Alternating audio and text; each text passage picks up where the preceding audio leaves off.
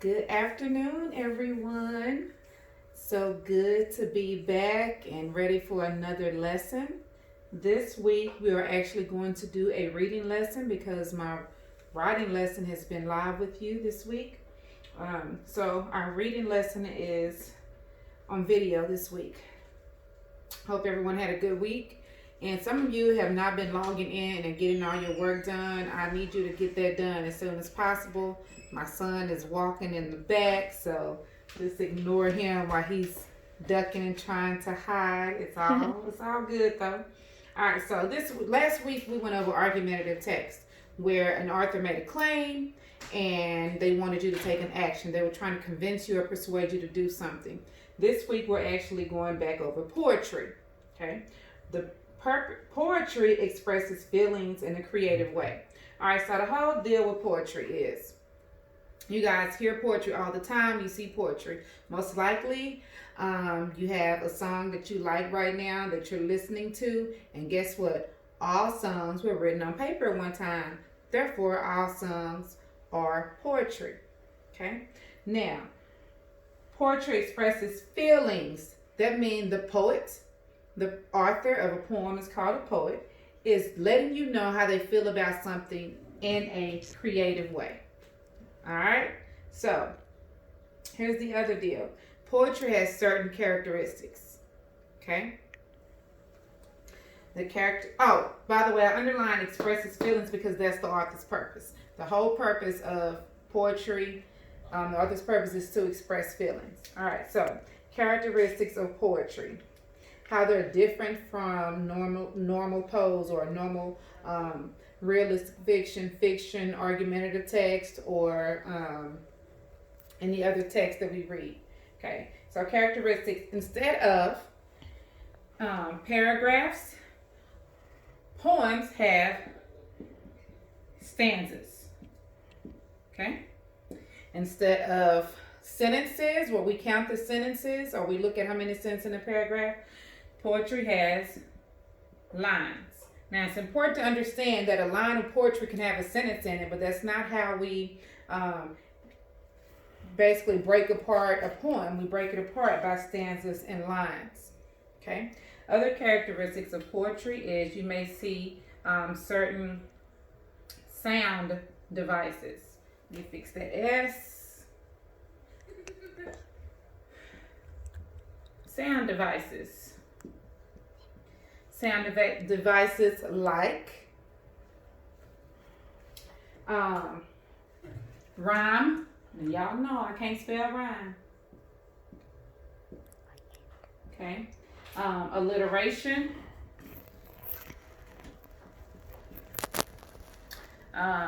We also have things like meter. And along with that meter, we have rhythm, another word that I cannot ever seem to spell. Hopefully that's spelled correctly. We have rhythm. Okay, so again, the author's purpose for poetry is to express feelings. When they show their feelings about something, they show it in a creative way using their words. Characteristics of poetry are stanzas. They have stanzas instead of paragraphs, lines instead of sentences, sound devices like rhyme, alliteration, meter, and rhythm. Now, in poetry,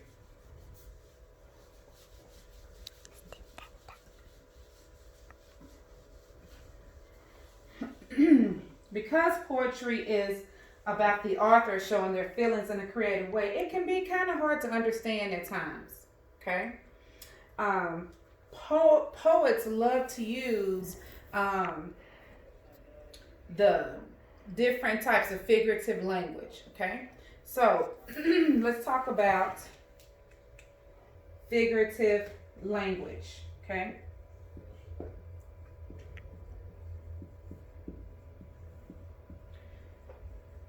we're going to talk. Oops, gotta spell it correctly.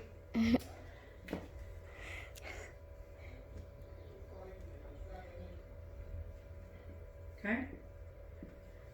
First type of figurative language we're going to discuss today is called a simile.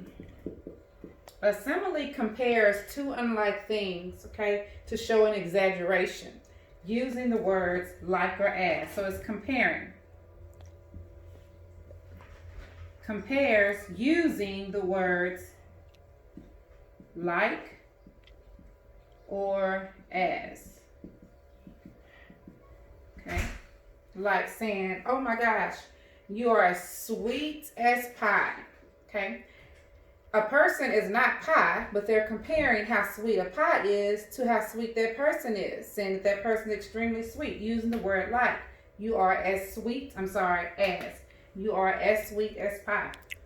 The second type of figurative language is a metaphor.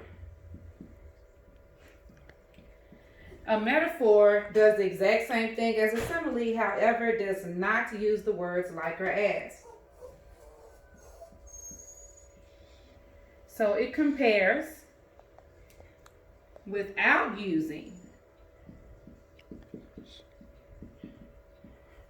like or as.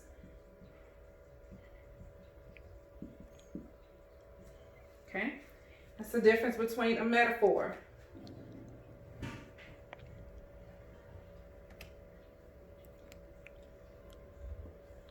Now, so an example of a metaphor would be like, you're colder than ice, or you're ice cold. Okay. A person is not ice cold. They couldn't be, or they wouldn't be alive. But to say that they're ice cold means that they don't have very many feelings. So you're comparing a person to ice. Okay.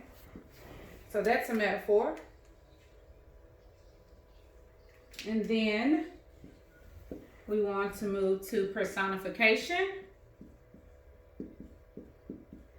Personification is giving human qualities to non-human things, like saying, oh my gosh, my pencil just got up and walked away. Okay, the pencil does not have legs. It can't get up and walk away. That's a simple way of saying it's missing. I don't know where it is, but it's missing. Okay, so that gives human qualities to non-human things.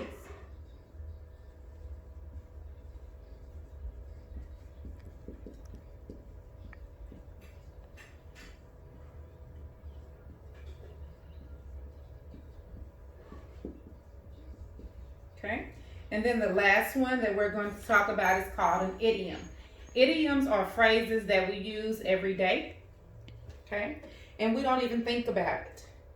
For example, you're right. So instead of saying you're right, I say you hit the nail on the head. Okay, what does that mean?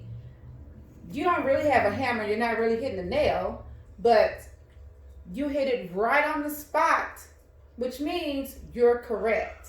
Okay? Or if you say, Miss Tally, can we go to recess today? And I say, when pigs fly. When pigs fly? Well, will pigs ever fly? No. So that's a simple way of me telling you, never. Another good one would be if you're going out on stage and you get ready to go out on stage and I say, hey, break a leg. Oh, wow. Does Miss Tally really want me to go out there and break my leg? No. What I want is for you to have good luck. So break a leg means good luck. So these are phrases that we hear every day. They have basically nothing to do at all with what you're talking about.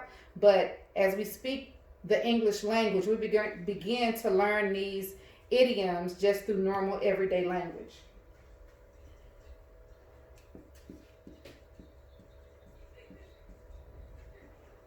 So idioms are phrases or sayings with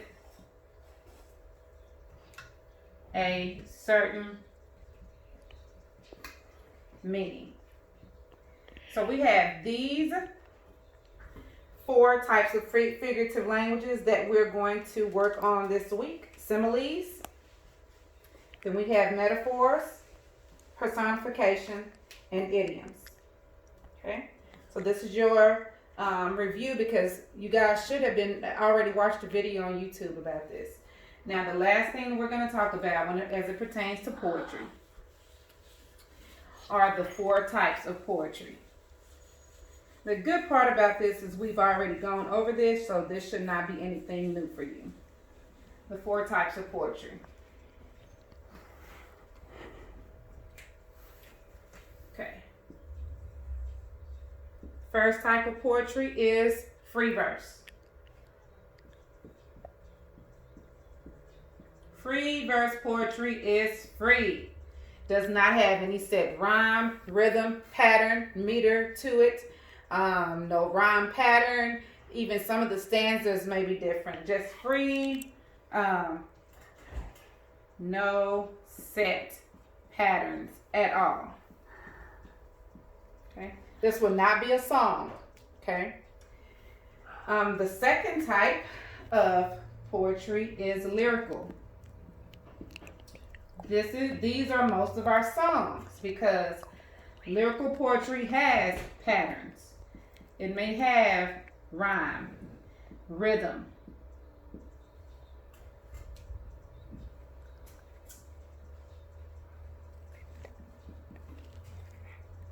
That ain't how you spell rhythm.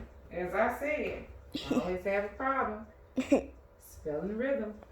Or H-Y-T-H-M. I don't know. I don't know why rhythm won't stick in my head. But it has patterns, rhyme, and rhythm. Okay? The other type of poetry is what we call humorous. Humorous. I can't spell it out today. Humorous poems are meant to be funny.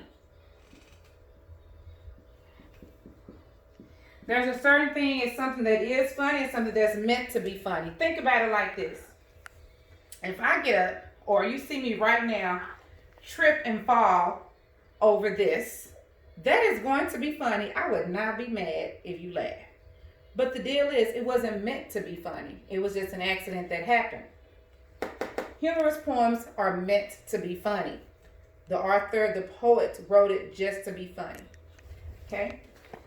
And the last type of poetry that we will talk about, free verse, lyrical, humorous, I'm forgetting one.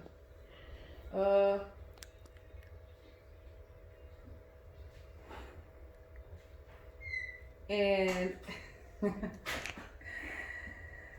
it is narrative. I had a brain freeze. Narrative, okay? Narrative poems tell stories. They have character, problem, solution. They have a plot, okay? So these are our 4 types of poetry: free verse, lyrical, humorous, narrative. Now, what I want you to understand is you will be seeing some examples of poetry. You'll see a video of me reading a poem. You'll see, you'll go into your Pearson book online, and you will see some examples of poetry.